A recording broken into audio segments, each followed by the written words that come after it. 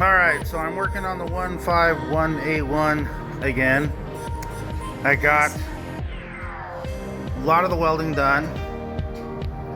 It always takes me too damn long to adjust from 035 to 0.023 wire.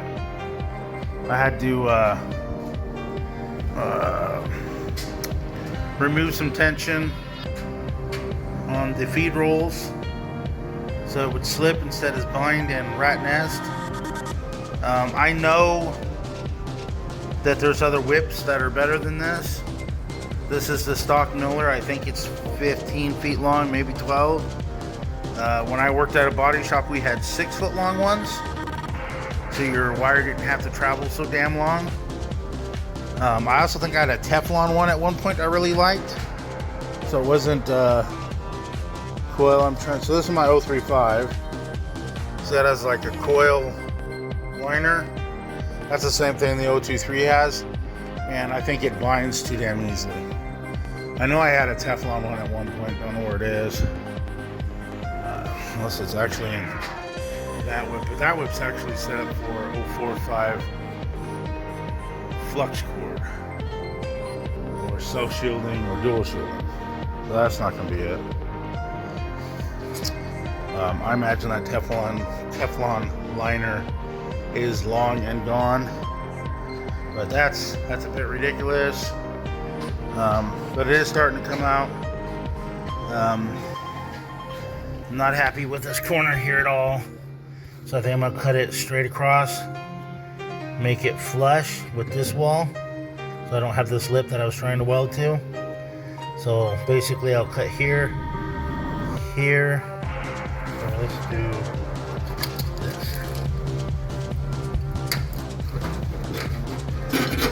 Wait for it. Okay, so I'm gonna cut here. Oops. Right there. I'm gonna cut here. And then here, and probably a little above. Sorry.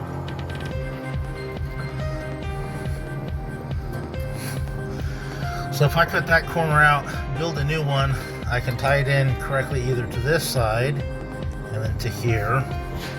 Or the other thing I was thinking about,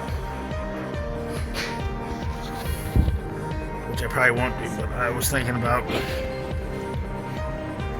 tying it in to this side and making the L from here to here. But if I do that, it makes it a bitch and a half to weld, because I'm welding this way. It's also the wrong direction. It's not factory. So if I do it the other way, it'll look better. Either way, it's still kind of a pain in the ass weld, other than welding this side here. Won't be as hard as welding overhand. I really should have probably put this body on the rotisserie. I think that would have maybe been a nicer idea overall. But I made my marks on this. This will be that 90 when I cut out the part that I just can't seem to get a weld to stick.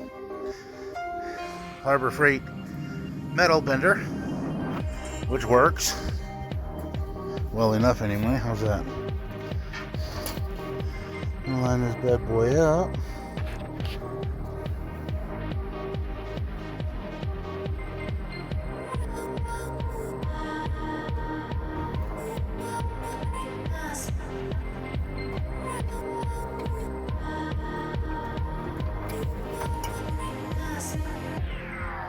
So I can see. That's going to bend it exactly where I want it.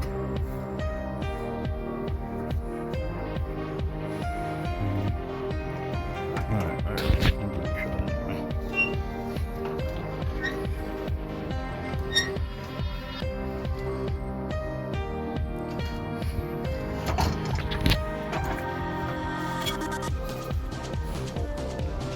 That'll work. Look, cash dog again.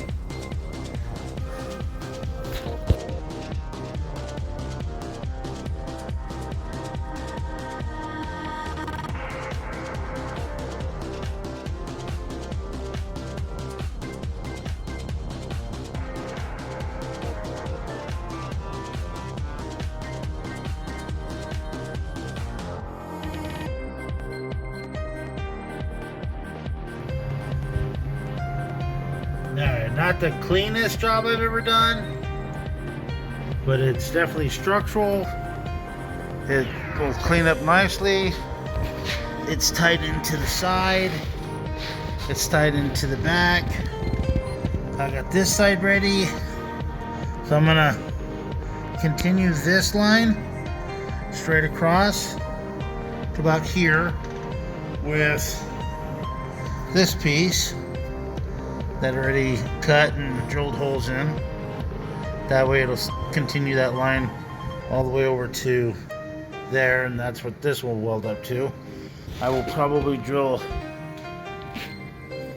a hole here or here and then weld it from this side to this panel.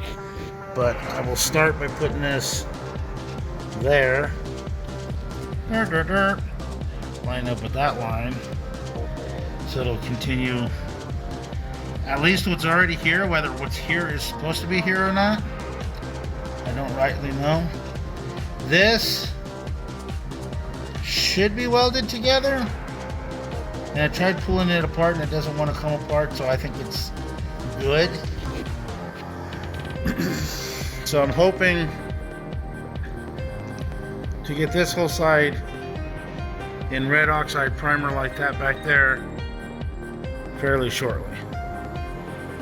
And then I just gotta work on the front half, which at least for now doesn't appear to have any rust. She needs cleaned up, she needs wire brushed off. I'm sure I'll find something, but I may just red oxide primer this whole side here and get her started and running again and drive her around a bit. I had the fuel pump and carburetor rebuilt, and they've been sitting in that box since they were shipped to me. Honestly, I'm kind of stupid for not opening the box and making sure it was in there. But my other theory of that was if it wasn't rebuilt correctly, I wouldn't know anyway. I probably should have had it rebuilt after, I don't know, probably jumped the gun on that. At any rate, so I got the carburetor and fuel pump in that box. I'd like to get this thing started and up and running again so I can drive it. It'll make it easier to move around. I'd like to have most of my garage back. I just sprayed some weld through primer on that. This I sprayed earlier before lunch, so it's mostly dry. I'll give this a hour or 3 to set off. Alright, I gotta add some body filler to it just to clean it up a little bit more, along with the outside here. And this guy here is all done. So it's not great, it's not perfect, but it's gonna work. So I have body filler, I have hardener. I just found out my dual action sander are broken, so I need to get a new one of those, and some sandpaper. And then I can't find any of my wire brushes that I use to clean this entire body, at least the back half of it. So I'm gonna have to get some more of those same wire brushes to do the hood, the fenders, and the bumper, maybe the windshield. Well, like I said, I'm pretty sure I'm stopping here for now. I'm gonna finish the paint work and body work on the inside. I think the back is done. I think the front floorboard needs done. This one here I painted. I should have painted that one when I did it. But I'm gonna get all this done and put at least the batteries, fuel tank, and one chair in up there, and start this sucker. Get her up and running again. Get her up and driving again. Have some fun with it. And then I'll work on the front half of it. So that's the next step, is I'll finish this here.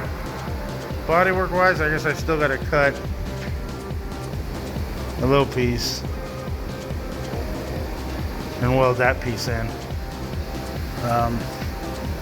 So I thought I was done welding, but I'm not. I get to do that last piece. It should have enough .023 wire on. That might be a pound or something. That's gonna cut it close. But I finally got the welder up and running with the 023 wire. It's finicky, but I finally got it to where it just welds, which is good. So now my only step is cut that, weld that, bondle that. So I'm definitely calling it done for the day. Turn that off so I don't burn shit up. Turn this off. Don't lose battery. Yes, I was painting in here. I used both Weld Through Primer a while back and the zinc chromate, which is a self-etching rust preventative stuff they use in marine quite a bit. But I did a bunch of research, and apparently this is pretty damn good stuff to use on older stuff like this that need rust preventative maintenance.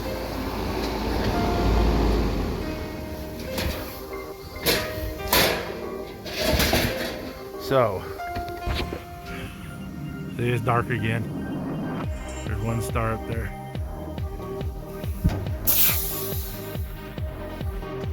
I keep the compressor in this messy ass shed